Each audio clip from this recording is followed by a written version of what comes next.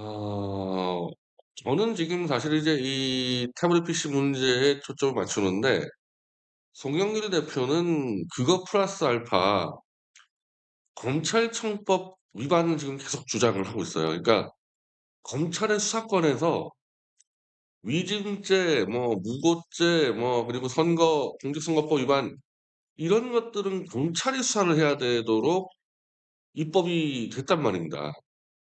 근데 그거를 한동훈이가 시행령으로 그냥 이 장난을 쳐서 입법상으로는 지금 이재명 대표도 그렇고 송영길 대표 건도 그렇고 두 개 다 검찰이 수사하면 안 되는 사안들이에요. 경찰이 수사해야 될 사안들을 초법적이고 반위헌적인 반헌법적인 한동훈의 시행령으로 불법 수사를 했기 때문에 이 지금 이재명 대표든 송영길 대표든 검찰의 기소 내용 자체를 그냥 전면 부정을 해야 되는 거거든요. 이건 잘못된 수사다. 더군다나 이제 소영길 대표 같은 경우는 별건 수사 문제도 있죠. 별건 수사로 들어가서 영장 없이 막 이 증거를 수집한 사실 그거를 제가 이해창 씨 회고록을 보니까 이 절차주의라고 얘기를 하는데 이해창 씨 회고록에 이게 자세히 설명되어 있습니다. 그러니까 실제 저놈이 범죄를 저질렀어. 그러니까 누가 봐도 범죄 저질렀고 증거가 명확해요. 근데 그 증거를 불법적으로 수집했으면은 그놈이 정말 범죄자라 하더라도 처벌할 수 없다. 이게 절차주의인데 이해창 씨는 자기가 절차주의자라 얘기하더라고요. 어떤 경우든 법에서는 절차가 제일 중요하지 오히려 법원에서는 실체적 진실이 중요하지 않다. 이렇게 얘기해요, 이해창 씨가. 그래서 이해창 씨가 그 하숙을 하는 그 하숙집에 돈을 훔친 걸로 이렇게 이 기소가 된 이 한 장사꾼 한 명을 재판할 때 그 사람에 대해서 무죄를 주면서 이런 얘기를 했다는데 솔직히 당신이 돈을 훔쳤는지 안 훔쳤는지는 하나님밖에 모른다, 당신하고. 판사인 나는 모른다. 근데 당신을 유죄로 인정할 수 있는 증거가 부족하고 그 증거도 불법적으로 취득했기 때문에 나는 무죄를 줄 뿐인데 만약 당신이 진짜 무죄라면은 대한민국의 이 사법 시스템에 대해서 존중을 할 것이며 만약 당신이 유죄인데 판사를 속여 가지고 이 무죄가 됐으면은 당신은 천벌을 받을 거다. 한마디로 이해창 씨의 이 발언은 뭐냐면은 법원은 실체적 진실보다도 절차를 더 중시 여겨야 된다는 거예요. 아무리 그놈이 범죄자라 그래도 잘못된 증거 수집으로 했으면 안 된다는 건데 지금 이재명 대표 건과 송영길 대표 건 모두 다 지금 그거 걸려 있기 때문에 거기서부터 싸워 나갔어야 했다. 왜 검찰이 수사했냐 경찰이 수사하게 돼 있는 거를. 근데 이재명 대표 쪽의 이 측근들과 변호사들은 전혀 들은 척도 안 하고 있다. 그러니까 우리가 그 백제가 멸망하는 과정에서 이 백제 멸망의 전술적 문제를 가지고 앞선에서 싸웠어야 되는데 나당 연합군이 들어올 때 앞서는 싸웠어야 되는데 뒤로 후퇴해 가지고 싸우다가 다 이제 멸망을 당했단 말이에요. 내가 지금 이재명 대표가 하는 전술을 보면은 최전방 전선에서부터 싸움을 시작하고 있어야 되는데 다 넘겨줘. 다 넘겨주고 맨 뒤로 와 가지고 판사의 선고에 매달리고 있다는 겁니다. 네. 그럼 그 판사가 이재명 대표에게 유리하게 선고를 해야 될 이유가 있는 사람들이에요? 지금 법원은 어쨌든 윤석열이가 지금 대법관은 11명을 임명해 놨고 대법원장은 윤석열이가 임명했는데 어떻게 판사가 이재명 대표에게 유리하게 선고할 수 있을 거라고 그걸 믿고 있냔 말입니다.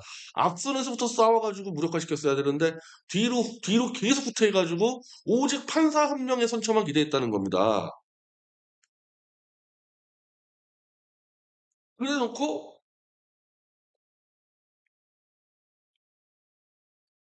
음 왜 이재명이 이 가두리에 갇혀서 지금 회롱되는 거와 반대로 근데 이번에 한동훈이를 지금 신혜식 대표가 죽이고 있는데 이 머저리 같은 놈 머저리가 아니지. 내가 볼 땐 아주 이제 교활한 놈들이야. 한동훈이가 윤석열을 죽인다고 사기쳐 가지고 여러분들 속이는 놈들 있지 않습니까? 그래서 실제로 지금 한동훈의 게시판 조작 사건이 제가 출연했던 데에서만 다뤄요. 음. 매블쇼니, 김성순이, 유용한이 제가 출연한 데만 다루지 다른 데 거의 안 다루잖아요. 왜? 한동훈 키운다고. 이게 얼마나 한심한 일입니까? 윤석열과 한동훈이 범죄 공동체인데. 그리고 내가 보수한테 내가 분명히 얘기했죠. 윤석열이가 한동훈 안 죽일 거다. 음. 지금 이 정도로 게시판 조작이 드러났으면요. 대통령실에서 몇 마디 하면 한동훈 끝나는데 대통령실에서 아무 말도 안 하지 않습니까? 차라리 한동훈을 무릎 꿇려서 데려가겠다는 게 윤석열 전략 아닙니까? 그러니까 이제 이 보수애들도 지금 닥쳤던 꼴 날 거예요, 이게. 자, 그랬을 때 송영길 대표는 이미 신의 한 수하고 물론 저희가 중재를 섰지만은 신의 한 수는 지속적으로 한동훈을 공격하고 태블릿 조작 사건은 계속 해왔기 때문에 저는 송영길 대표랑 신혜식 대표 쪽이랑 화해하는 게 좋겠다. 언젠가는 같이 뭐 손을 잡을 일은 없겠지만은 같은 적을 갖고 싸울 가능성이 있기 때문에 제가 양쪽에 제안을 해서 송 대표하고 신혜식 대표가 법적 문제를 화해를 했습니다.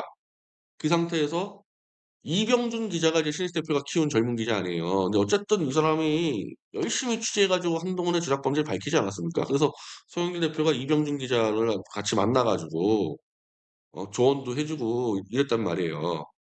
그게 뭡니까? 그 근본적으로 송 대표 전략은 윤석열과 언젠가는 맞붙을 수 있는 보수 네트워크하고도 계속 손을 잡겠다는 거 아니겠어요. 그래서 그걸 포위해야죠. 내일이라도요. 내일이라도 지금 이재명 대표 시간이 없는데 내일이라도 이재명 대표가 김승원 간사한테 브리핑 받아서 윤석열이 한동훈이 태블릿을 이렇게 조작했고 이 조작된 걸 은폐하려고 변희재를 구속하려 해서 변희재는 지금 미국에 망명 가 있다. 그래서 미국 정부와 긴밀히 상의해서 윤석열의 범죄를 국제 문제시키겠다고 한번 기자회견 해보세요, 이재명 대표가. 어떤 힘을 줄 것 같습니까? 어떤 힘을 줄 것 같아요? 음? 반박을 한다? 반박을 하면 내가 다 깨버리면 될 거 아니야. 반박을 하면은.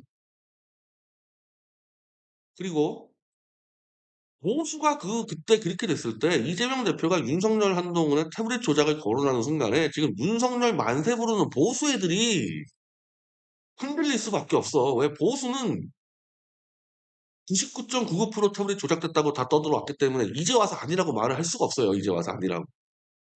그럼 뭡니까? 윤석열 지지 기반을 붕괴시키는 거 아니야. 단 한 번의 기자회견으로. 난 그리고 조희대 대법원장이 굉장히 특이한 사람인데 윤석열의 조작 수사를 이 사람은 대법관 시절에 다 인정 안 했어요. 윤석열 수사한 거를 인용한 게 없어요, 이 사람은. 그래서 박근혜 관련 수사들도 할 사람은 이제 윤석열 한동훈이 수사 잘못했다. 이거 무죄라고 다 때린 사람입니다. 제가 이제 내일쯤 제가 조희대 대법원장한테 직접 서신을 보낼 건데 나는 이 사람이요. 충분히 태블릿 조작을 인정할 수 있을 거라고 봅니다. 왜? 윤석열 한동훈이가 얼마나 개입하는 수사했는지를 이 사람이 누구보다 제일 잘 알아요. 그럼 제가 이제 현재 이제 제 항소심 사건이 이 기피 신청 문제가 대법원에 들어가 있거든요. 네, 그래서 어쨌든 지금 제가 미국 망명하는 것도 다 알고 있고 있는데 마지막으로 제가 조희대 대법원장한테 편지를 쓸 겁니다. 이제 당신이 이 문제를 빨리 결론 안 해주면은 나는 망명 신청할 건데 망명 신청하는 순간에 그동안에 대한민국 법원이 윤석열의 범죄를 은폐하기 위해서 저지른 짓은 전부 다 이제 미국이나 국제사회에 들어간다. 당신 어떻게 책임질 거냐. 그리고 내가 거기다가도 이재명 대표하고 소영길 대표 사례는 내가 무조건 집어넣습니다. 예. 야당 탄압과 언론 탄압. 언론 탄압은 뉴탐사의 강진구 기자 사례 다 집어넣을 거예요.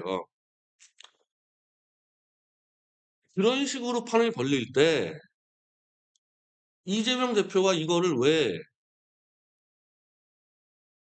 같이 하지 않습니까?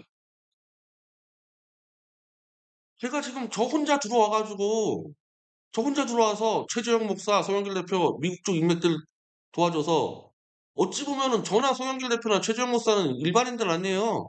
국회의원도 아니잖아요. 이렇게까지 만들어내고 있는 거야.